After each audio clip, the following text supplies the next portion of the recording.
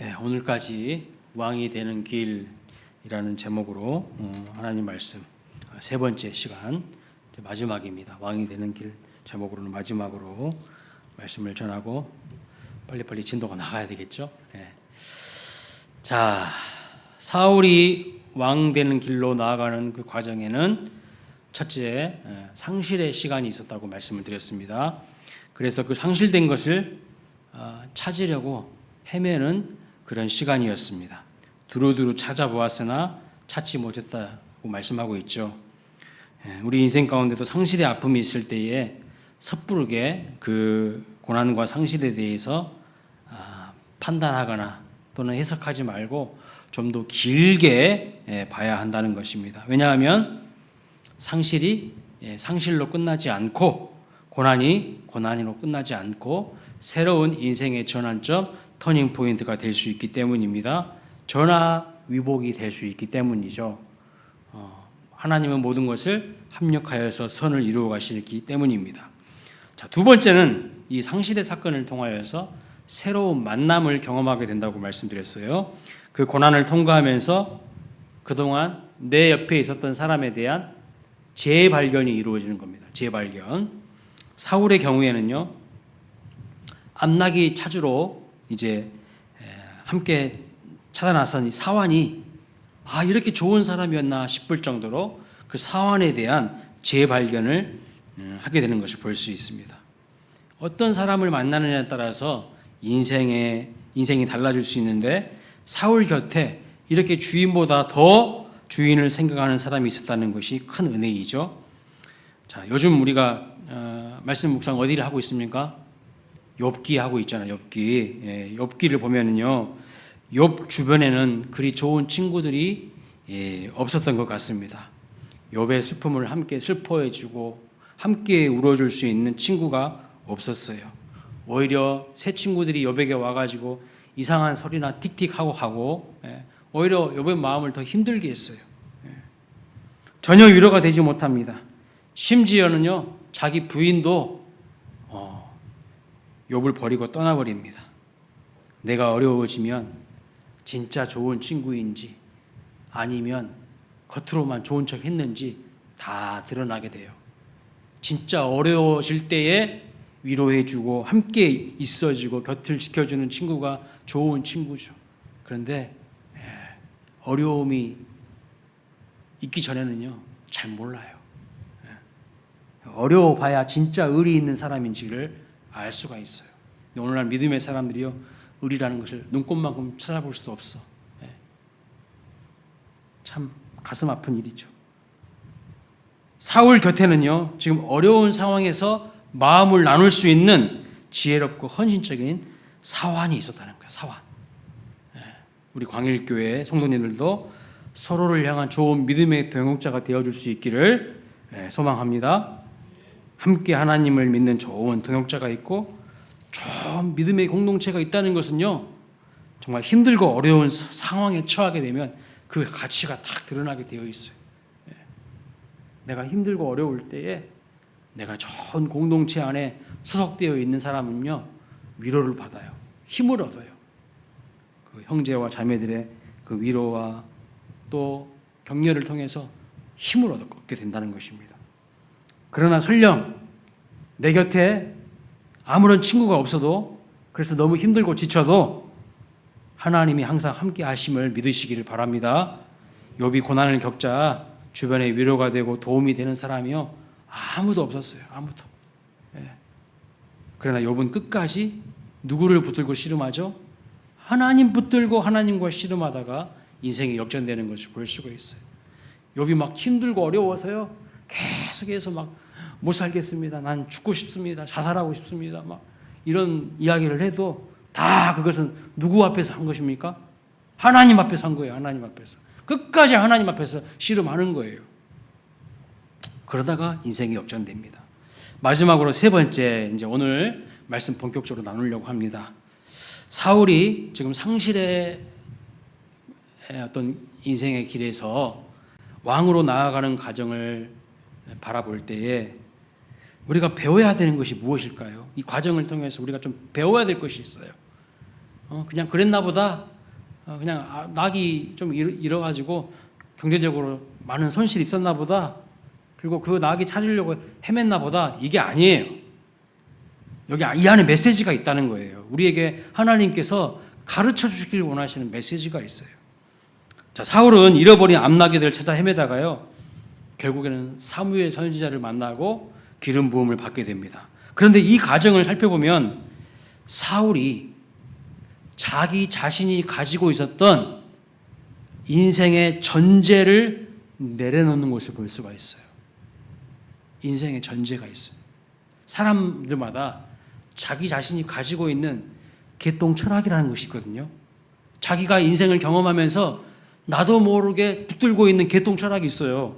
사람들마다. 여러분 없는 것 같이 앉아 계시는데 이야기하다 보면 다 있다니까요. 있어. 자신의 어떤 선입견, 편견, 고집 이런 것들을요 내려놓아야 돼요. 이걸 내려놓게 만드시는 거예요.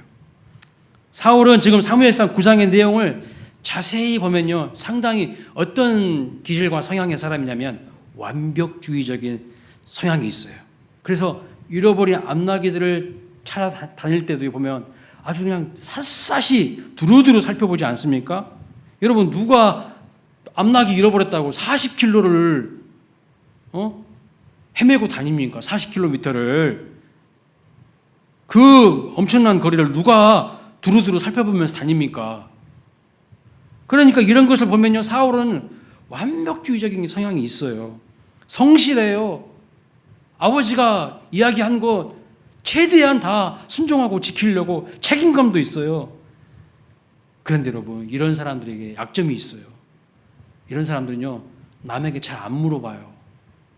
자기가 다 하려고 합니다. 그러면서 또 속으로는 끙끙대요. 힘겨워한다는 거죠.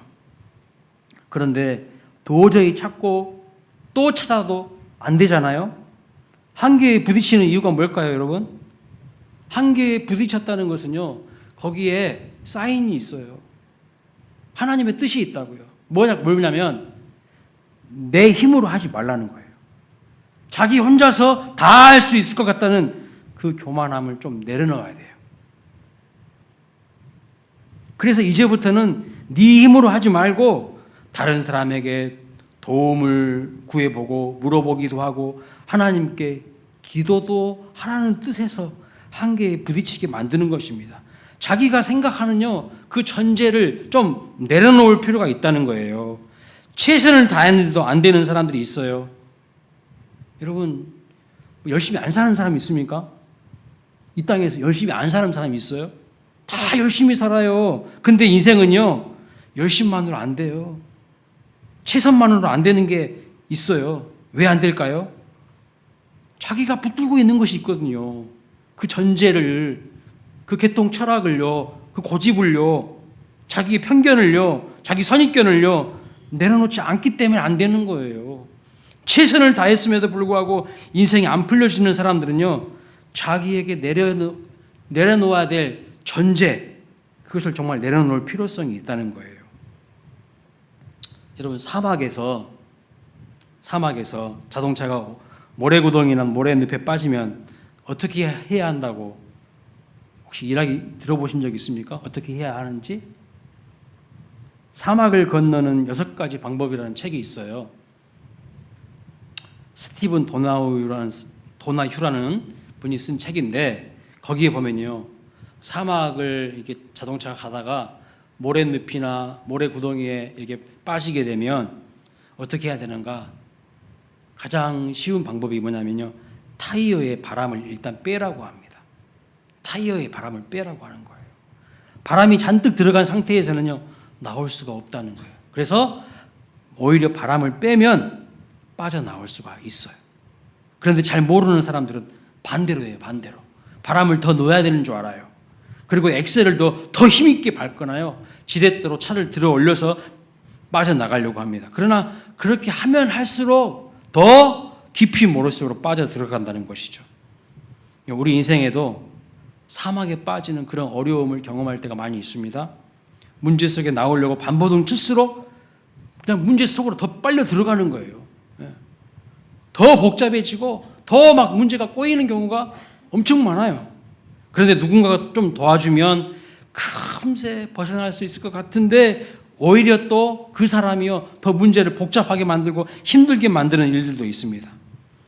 타이어에 공기가 조금만 더 있으면 문제없이 빠져나갈 것 같은데 그 공기 한 움큼이 없어서 인생의 모래사막에 멈춰 있는 것 같은 아쉬움을 느낄 때가 우리가 많이 있죠. 그런데 문제의 주범은 뭐냐면, 문제의 주범은 오히려 그 타이어 속에 남아있는 그 소량의 여분의 공기가 더 큰 문제를 만들어내는 주범이라는 것은 우리는 전혀 생각하지 못해요. 그것 때문에 못 빠져나오는 거예요. 그것 때문에. 무슨 말씀이냐면 인간의 작은 희망이요 하나님을 향한 희망을 방해할 때가 있다는 거예요. 인간이 확보하고 있는 그 인간적인 대안들 때문에 하나님께서 역사하시는 것을요 방해할 때가 많아요. 오히려 남아있는 그 공기마저 다 빼야 그 모래늪에서요 빠져나올 수가 있어요. 바람 빼라는 거예요. 바람 빼. 힘 빼라는 거예요. 힘 빼라는 거예요. 인생에 힘 빼라는 거예요. 우리 인생이 때로 잘 안 될 때에 우리에게 요구되는 것이 뭐냐면 네 힘 빼라는 거예요. 하나님께서. 자기를 비워야 된다는 거예요. 그래야 약할 때 강함 대신 하나님의 은혜를 비로소 경험할 수가 있다는 거예요. 그래서 여러분 성경에 나타난 하나님께서 강력하게 역사하셨던 그 현장의 이야기는요 전부 무슨 이야기인 줄 아세요? 인간이 힘 뺀 이야기예요. 자세히 보세요. 다 인간이 힘 뺀 이야기야. 그 인간이 힘 뺄 때 하나님께서 비로소 역사하셔요. 창세기 32장에 보면요 야곱이 자기 형 에서를 만나기에 앞서서 야복강에서 하나님과 씨름합니다. 지금까지 야곱이요 형을 피해서 도망자 생활을 했어요. 형도 속이고 아버지도 속여가지고 팥죽 한 그릇에 장자의 축복 받고 아버지에게 축복 기도까지 받지 않았습니까? 도망자 생활을 했습니다. 외삼촌 라반의 집에서요 20년 거의 종살이나 다름없는 생활을 했습니다. 그런데 야곱에게는요 아직까지도 그 인생에 빠지지 않는 공기가 있었어요. 그 공기가 뭘까요? 여전히 자기가 붙들고 있었던 거, 인간의 대안, 그것이 뭐냐는 거예요. 야곱의 장기인 달리기예요. 야곱은 달리기 선수라고 제가 말씀드렸죠. 마라톤 선수입니다. 형 에셀을 피해서 고향 브에셀바를 떠나서 베델까지 하루 만에 80km 달려간 사람이에요. 대단한 사람이에요, 여러분. 두 다리가 야곱의 제일 큰 재산이고 대안이었습니다. 그런데 이제 형 에서를 만나기 전에 야복강에서 하나님과 씨름하다가 하나님께 막 살려달라고 씨름하죠. 그래서 야곱의 입에서 나오는 말은요 나를 축복하시기 전에는 절대로 제가 놓지 않겠습니다라고 합니다. 그런데 그 마음 깊은 곳에는 뭐가 없었을까요? 사생결단의 마음이 없었어요. 그리고 날이 밝아오는데 아무런 하나님의 응답도 없습니다. 그래서 하나님께서 어떻게 하신 줄 아세요? 야곱이 하나님께 기도는 드리면서도 여차하면 인간적인 대안으로 위기를 모면하라고 하는 방법이었던 그 다리를요 하나님이 쳐버리시는 거예요. 그 다리를 치시는 거예요. 환도표를 쳐셨어요. 야곱이 대안이라고 생각하고 희망이라고 생각하고 있었던 그 두 다리가 기도의 간절함을 방해하고 있었어요. 좀 하나님 붙들어 본 척 하다가 여차하면 응답 안 해주시면 내 두 다리로 또 도망가면 되지. 그 생각하고 있었다는 거예요. 그것이 오히려 하나님의 응답, 하나님의 역사를 방해하고 있었던 것입니다. 야곱이 은근히 믿고 붙들고 있었던 그 등불이 비로소 꺼지고 이제 하나님의 등불이 켜지는 순간이죠. 그래서 야곱에게 그나마 남아있었던 그 인생의 헛바람이 공기가 다 빠지게 되면서 진짜 이제야말로 새로운 기도가 터지는 거예요. 진짜 간절한 기도가 터지는 거예요. 진짜 이제야 비로소 사생결단의 기도가 터지는 겁니다. 이제는 정말 하나님 도와주시지 않으면 죽은 목숨이라는 것을 알고 간절한 기도, 사생결단의 기도가 터져 나오는 거예요. 우리 인간이 그렇다니까요. 뭔가 조금 내가 가지고 있는 대안이 있고요, 인간적인 희망이 있으면요, 기도 그렇게 간절하게 안 해요. 또 내 머리 굴려가지고 내 수단으로 문제를 이길 수 있겠지, 이런 생각을 한다니까요. 하나님은 야곱에게 더 빨리 달릴 수 있는 두 다리에 힘을 주시지 않았어요. 우리 생각 같으면 기도했으니까 하나님께서 더 다리에 힘을 주셔가지고 더 빨리 달릴 수 있게 만들어주시면 좋을 것 같은데, 아니요. 하나님은요 그렇게 하시지 않아요. 오히려 그 다리를 치셨어요. 도망갈 수 없게끔. 그리고 문제에 직면하고 하나님을 붙들 수밖에 없게끔 만드시는 거예요. 이게 복이라는 거예요. 이게 복이라는 거예요. 그리고 달릴 수 있는 마지막 인간적인 가능성을 제거하심으로 오히려 하나님을 환하게 볼 수 있는 영안을 열어주시는 것을 볼 수 있어요. 그래서 야곱이요, 그 야복강에서 이름이 바뀌죠. 이스라엘로 바뀔 뿐만 아니라 자기가 하나님 만난 그 야복강의 현장을 뭐라고 이름 지은지 아십니까? 분이엘이라고 이름을 지어요. 분이엘. 분이엘의 뜻이 뭐냐면 하나님의 얼굴을 대면하여 보았다라는 뜻이에요. 과연 죄인이 어떻게 하나님을 대면하여 얼굴을 봅니까? 그러나 자기가 가지고 있었던 마지막 가능성과 대안을 다 내려놓게 되고 하나님을 전적으로 붙들었을 때에 하나님을 대면하여 본 하나님의 사람이 되는 것을 볼 수가 있어요. 엘리야가 갈멜산에서 850대 1로 바알과 아세라 선지자들과 대결을 펼치지 않습니까? 그때도 마찬가지입니다. 기도 응답받기 위해서요, 모든 인간적인 가능성을요, 엘리야 선지자가 애초에 아예 그냥 다 제거해버리는 것을 볼 수 있어요. 제로가 되게 만듭니다. 그래서 12통이나 되는 물을요, 그 자기가 쌓아놓은 제단에다가 갖다 부어요. 제단 주위의 고랑에도 그냥 물이 차고 넘칠 정도로 붓습니다. 하나님이 하늘에서 불을 내려주시지 않으면 제단에 불이 임할 확률을 제로가 되게 만드는 거예요. 엘리야가 알고 있었던 것이죠. 이 싸움은 하나님의 응답이 있어야만 이길 수 있는 싸움이라는 것을 알고 그렇게 한 거예요. 그래서 인간적인 가능성을요, 제로로 만든 후에 하나님을 100% 의지하는 간절한 기도를 드렸던 것입니다. 사랑하는 여러분, 하나님은요, 우리가 붙잡고 있는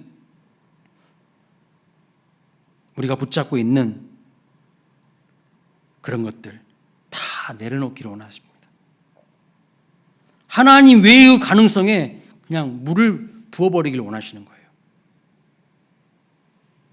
여전히 붙들고 있는 인간적인 대안과 희망들이요, 오히려 하나님을 힘있게 의지하지 못하도록 방해하는 것들이 많아요. 기억하시길 바랍니다. 인생에 건너가기 어려운 사막을 만나셨다면, 그리고 앞으로 또 만나실 경우도 있어요. 만나신다면 내 인생에 남아있는 힘을 빼라는 사인으로 받으십시오.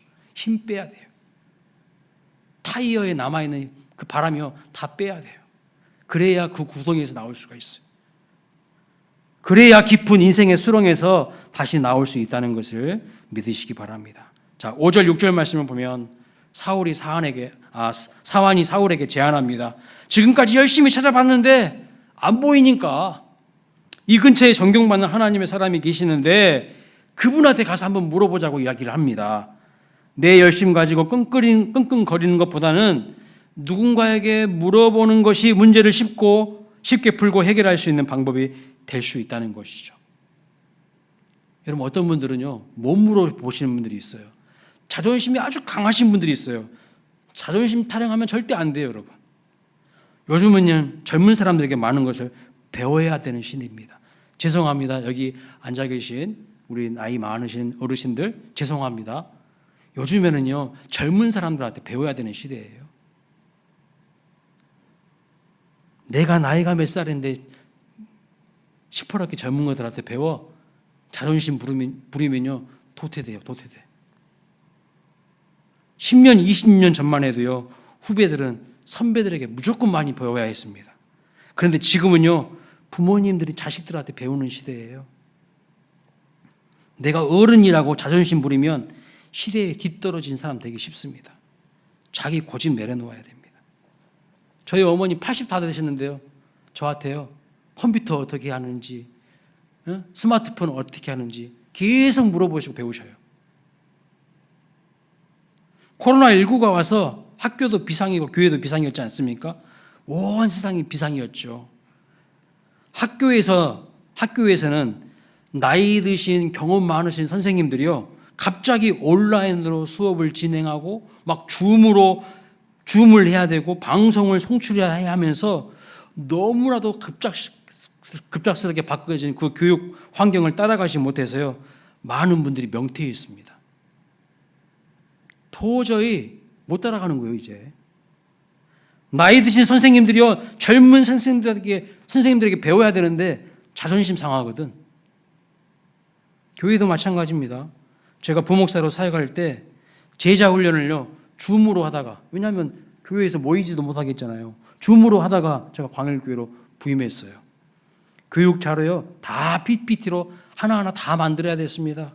줌으로 강의하고 인도하는 거요, 아주 능수능란하게 해야 했습니다. 그런데 제가 선임 부목사인데 저보다 나이가 10살이나 아래인 후배 부목사들에게 배웠어요. 왜요? 목회 경험은 제가 많지만 새로운 문물을 받아들이는 것은요, 젊은 사람들이 빠르고 잘하기 때문이에요. 얼마나 잘하는지 몰라요. 자존심 내세우고 고집 부리고 옛날 타령하면 어떻게 될까요? 혼자 낙오되고요, 혼자 도태됩니다. 근데 이 사울을 보십시오. 완벽주의적인 성향이 있잖아요. 자존심 강하잖아요. 그래서 사안하게 이야기합니다. 아우, 어떻게 빈손으로 가냐. 지금 헤매다가 몰골이 말이 아닌데 어떻게 이렇게 누추한 모습으로 하나님의 사람을 사무엘 선지자가 만나러 갈 수 있냐. 그렇게 이야기합니다. 여러분, 물론 선물도 들고 가고 좋은 옷도 입고 머리도 빗고 단정하게 하고 하면 좋겠지요. 완벽하게 가면 좋겠지요. 그런데 지금 그렇게 격식을 안 차려도 되는 상황 아닙니까? 지금 격식 차릴 때예요. 빨리 그 낙이 찾아야 되는 것이 더 중요한 거잖아요. 무엇이 더 중요한디? 모든 일에는 타이밍이 있는데 조금 부족해도 있는 모습 그대로 가면 안 됩니까? 괜찮잖아요. 저는요, 우리 권사님들 새벽기도 나오실 때 화장 안 하시고 나오셔도 너무 예쁘기만 하시더라고요. 맨 얼굴에 나와서 하나님 앞에 고개를 숙이고 간절히 기도하는 그 모습이요, 진짜 너무 아름다워요. 하나님이 왜 오늘 화장 안 하고 왔냐 야단치는 분이십니까? 아니잖아요. 오히려 우리의 연약하고 부족한 모습, 있는 모습 그대로, 꾸밈 없는 모습, 외식하거나 가식 없는 그 모습 그대로 나올 때 은혜 받는 거예요. 가면 쓰고 치장하고 안 그러는 것처럼, 그거 하나님 싫어하는 거예요. 안 나오는 것보다는요, 꾸미지 못했을지라도 나오는 것이 100번 1000번 잘하는 것입니다. 찬송가 494장 만세반석 열린 3절에 보면 이런 가사가 있어요. 빈손 들고 앞에 가 십자가를 붙드네 의가 없는 자라도 도와주신 바라고 생명샘에 나가니 나를 씻어주소서. 빈손이어도 괜찮다는 거예요. 빈손이면 어떻습니까? 빈손이면 안 된다는 그 전제를 버리라는 거예요. 그 자존심을 내려놔야 한다는 겁니다. 빈손이 아니니까 내 손에 뭔가 붙들고 있으니까요, 십자가를 못 붙드는 거예요. 오히려 십자가를 붙들려면 내 손에 있는 것, 내 자존심 먼저 내려놔야 돼요. 자, 사울이 자기 수중에 아무것도 없어서 하나님의 사람에게 가기를 지금 주저하자 사환이 뭐라고 합니까? 자기 수중에 약간의 돈이 있으니 이것을 드리기로 하고 같이 갑시다 하고 설득하죠. 여러분, 여기서 만약에 사울이 자존심 상한다고 하면서요, 사환 주제에 왜 나한테 이래라 저래라 해? 왜 요구하냐고 불평만 하고 가지 않았다면요, 어떻게 됐을까요? 사울은 사무엘 못 만나는 거예요. 기름 부음 못 받는 거야.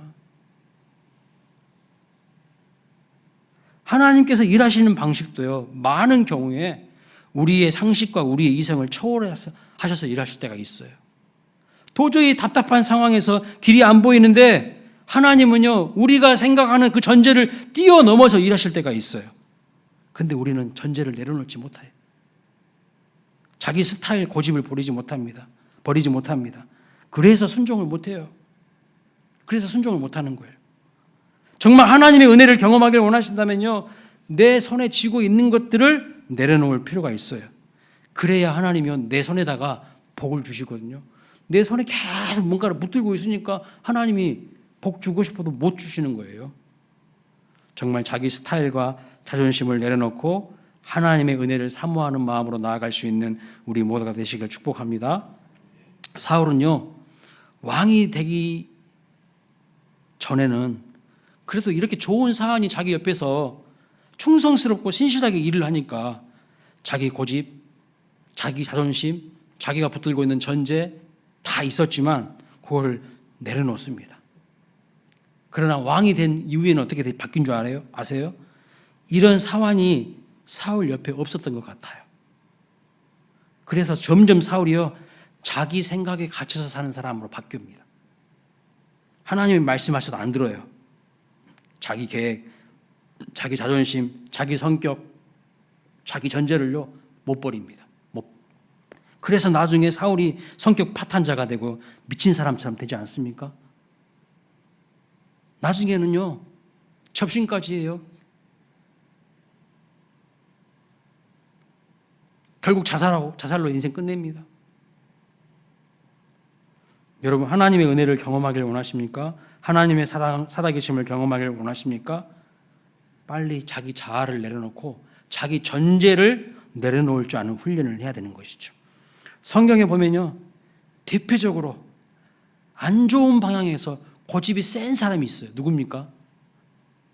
애굽의 바로 왕이죠. 모세에게 이야기를 듣습니다. 그런데 고집이 완전 똥고집이에요. 황소고집이에요.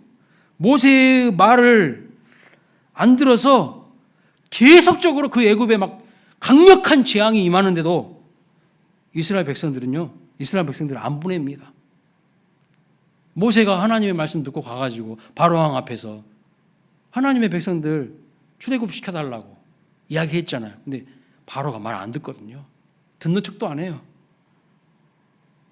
그리고 그 바로 왕의 고집 때문에요, 애굽이 10가지 재앙으로 초토화돼요. 초토화. 나라가 완전히 초토화된다고요. 그리고 10번째 마지막 장자의 재앙을 비로소 경험할 때 이제 조금 항복한 척해요. 그러면서 이스라엘 백성들을 이제 내보내죠. 출애굽 시켜줍니다. 그것도 그냥 두고 볼 수가 없어가지고요, 나중에 어떻게 한 줄 아세요? 또 군대를 또 보내가지고 추격합니다. 추격해.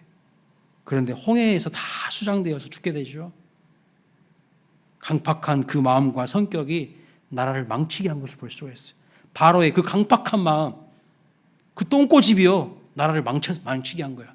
자기가 붙들고 있는 그 전제, 그 가능성, 그 대안, 자기 생각, 이거 못 버리니까요, 망하는 거예요.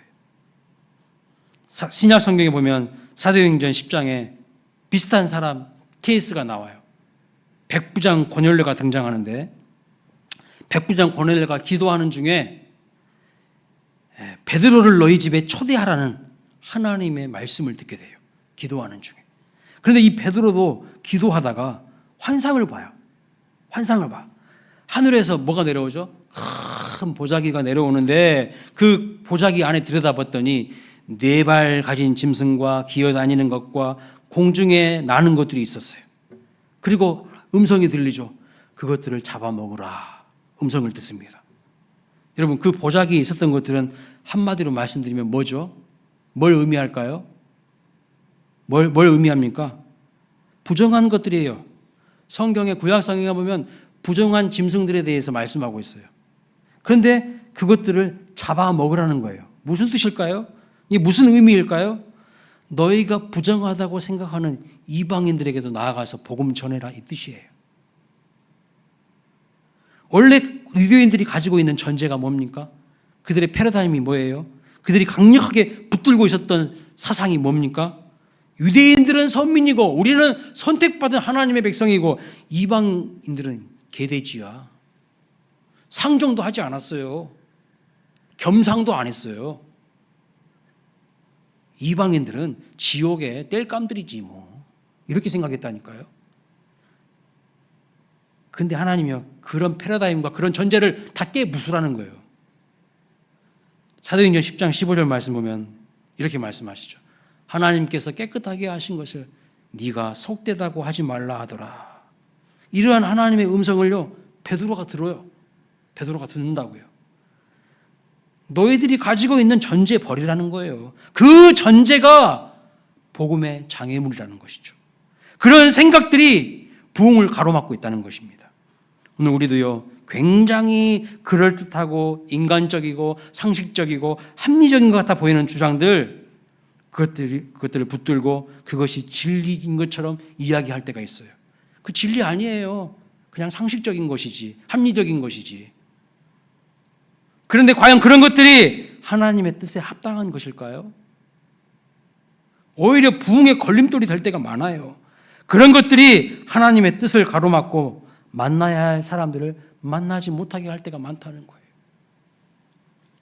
만약 베드로가요, 자기들만 선하고 이방인들은 불견하다는 그 전제와 선입견에 매여 있었다면 어떻게 고넬료를 만날 것이며 어떻게 복음이 고넬료의 가정에 전해져서 예수 믿고 구원받는 역사가 나타날 수 있었겠습니까?